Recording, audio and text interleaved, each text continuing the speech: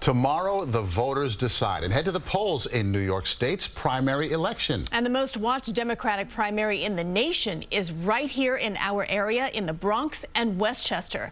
CBS 2's Dick Brennan here now with more. Dick. That's right, Christina Maurice. Yes, and the most expensive, the 16th Congressional. Jamaal, Bowman, and George Latimer are in a battle between the Democratic left and center. But the most volatile issue has been the Gaza war. Bowman says Israel has committed genocide. Latimer says it has not. And big money was poured in over that split.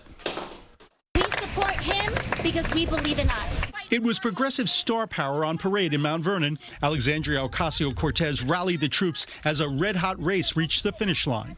Make one more call because it makes the difference. Congressman Jamaal Bowman is fighting for his political life to fend off a strong challenge from Westchester County Executive George Latimer. Send a middle school principal back to Congress. Latimer was also in Mount Vernon. How are you feeling at this point? Glad it'll be over in a few minutes. Where he got support from a group of black ministers. George is our guy. And this is not a black and white issue for us. This is an issue about who's right. A crucial tell in the race could be the early vote. In Mount Vernon, only 1,500 voted early in a city with 30,000 registered Democrats. But there was heavy voting in the more conservative suburbs like Scarsdale. 1,500 people voted early there. That's almost as many as the 1,800 people who cast ballots in the last election. Those numbers could skyrocket tomorrow on primary day. To the Democratic Party, does it matter who wins this race?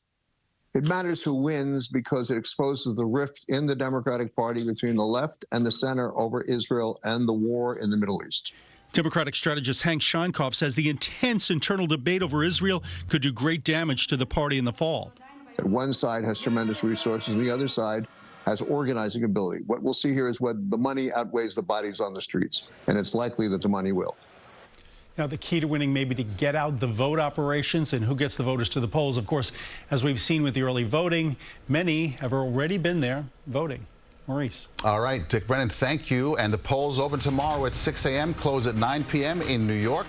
We will have special election coverage throughout the day and results when the polls close right here on CBS 2 and streaming on CBS News New York.